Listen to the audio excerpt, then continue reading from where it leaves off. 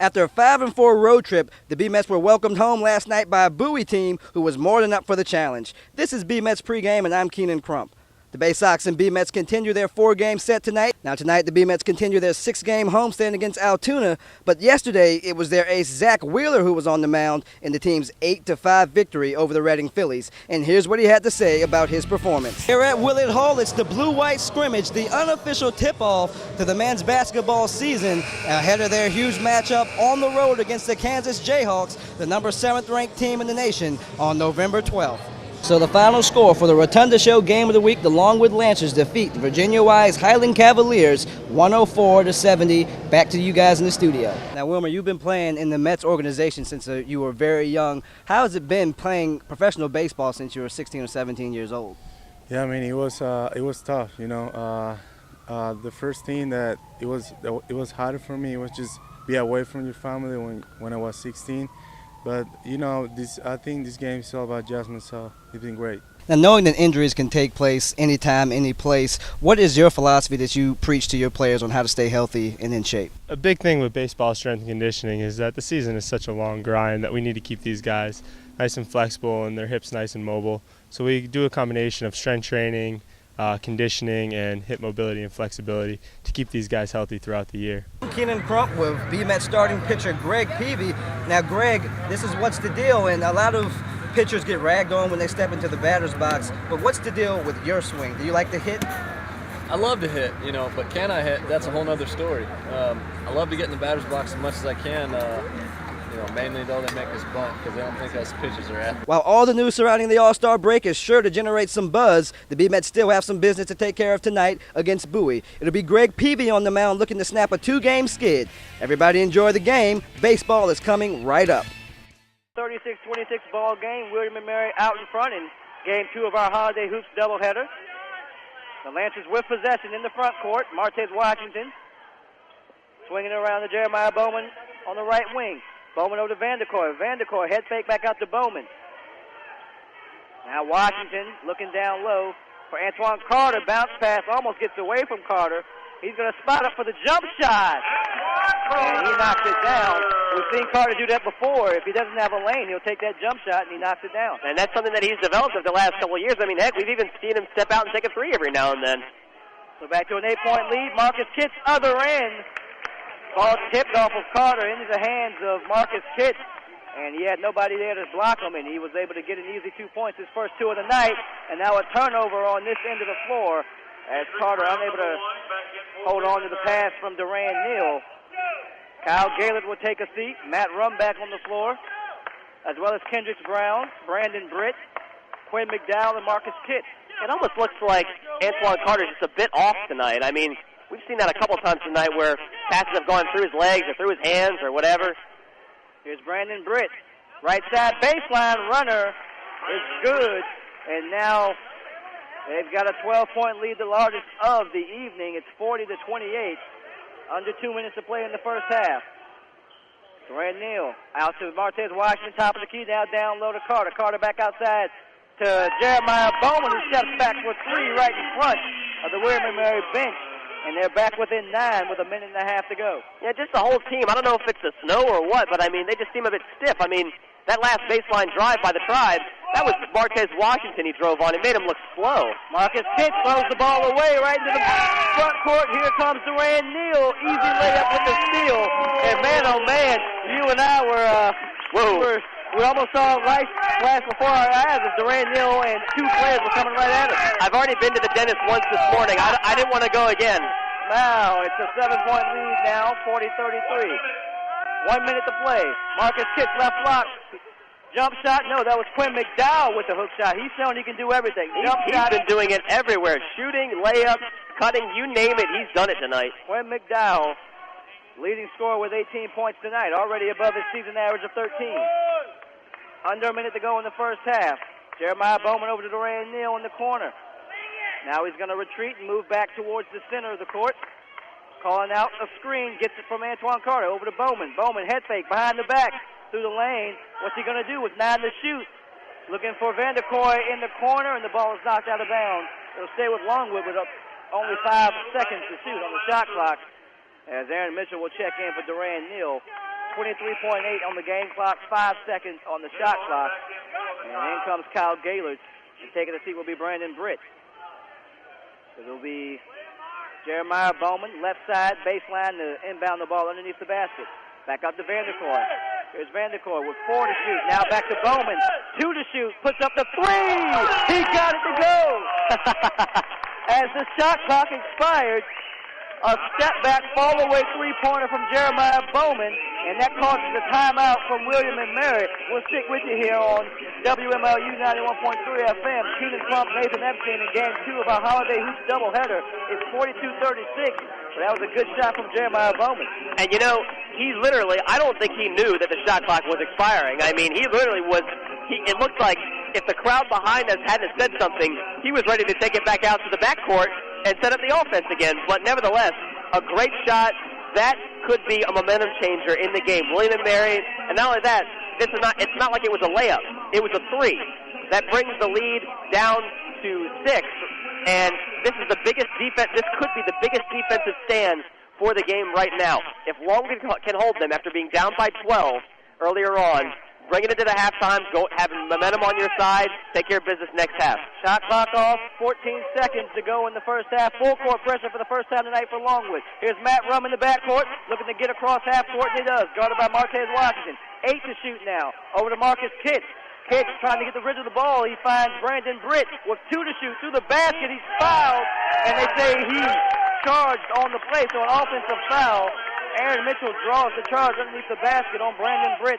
Turnover to the Longwood Lancers. And now we've seen crazier things happen. There is a chance for a half-court buzzer beater. Vanderkoy to inbound the ball to Aaron Mitchell with 1 second. He took the 3. Oh, and off the mark. Almost coming out of my seat. That one looked like it was at least on line from here, but he was just a little bit off to the right. And they'll go into the locker room down by 6, 42-36. And we've seen that before. At least I've seen it before. Of course, you remember a good friend of ours, Derek Poe, sitting next to me. He did the same thing last year against Florida Gulf Coast. Grabbed the rebound, went the length of the floor, and nailed a floating three-pointer as time expired. So I was halfway expecting it to go down. So once down by 12, the Longwood Lancers cut that lead to 6 as we head to break. We'll send it back to Ben Maitland in the studio for our WMLU halftime report as your score at halftime, 42-36, William and Mary over Longwood in Game 2 of our Holiday Hoops doubleheader here on WMLU 91.3 FM. We'll continue with more after this message and a word from the home of the Longwood Lancers.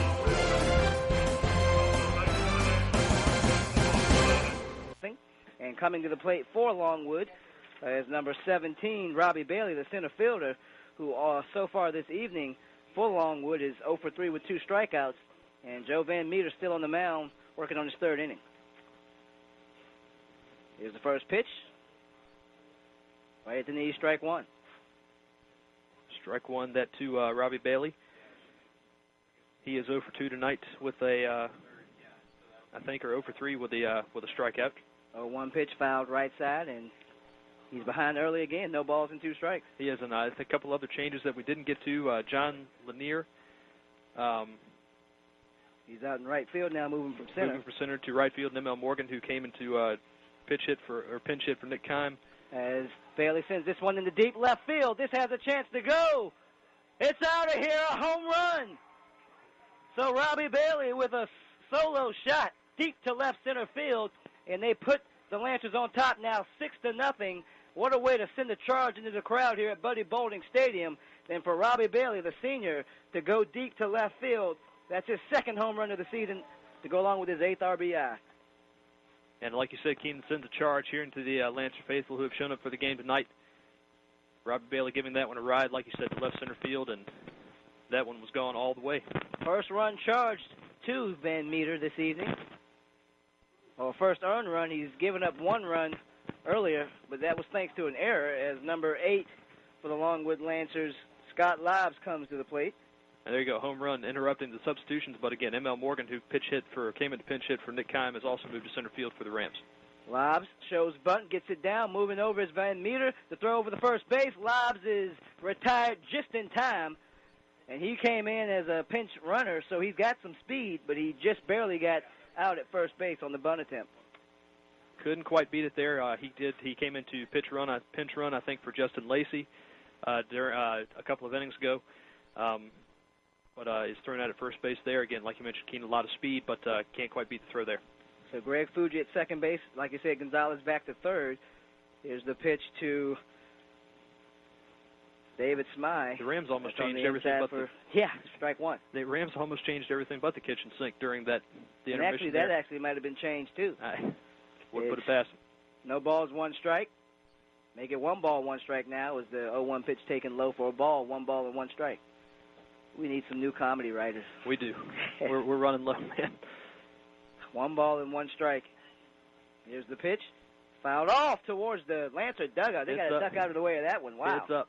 Man, if the Lancers weren't awake over there, man, they sure are now. They've been awake at the plate all night long and on the pitcher's mound, so they have a 6-0 lead thanks to a solo shot by Robbie Bailey to lead off the inning. Here's the pitch in the dirt. Nice stop by Perkins back there. 2 balls, 2 strikes to David Smythe with 1 man down here in the bottom of the 8th inning, a 6-0 lead for Longwood.